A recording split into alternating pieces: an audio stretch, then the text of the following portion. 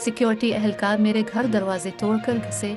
शेख रशीद ने वीडियो जारी कर दी। अवामी मुस्लिम लीग के सरबराह शेख रशीद ने इल्ज़ाम आयद किया है कि सिक्योरिटी इदारे के लोगों ने उनके घर में ज़बरदस्ती घुसकर मुलाजमीन पर बुरी तरह तशद्दुद किया। ट्विटर पर मुख्तलिफ वीडियोज़ जारी करते हुए शेख रशीद ने इल्ज़ाम लगाया कि आज सुबह 3 बजे रेंजर्स, इस्लामाबाद पुलिस और बाज़ सिविल कपड़ों में मलबूस 80-90 लोग मेरे घर 7-4 इस्लामाबाद में दरवाजे तोड़कर दाखिल हो गए। इस वक्त मैं घर में मौजूद नहीं था। उन्होंने दावा किया कि घर में आने वाले अफराद ने मुलाजमीन को मार मार कर उनके बाजू तोड़ दिए।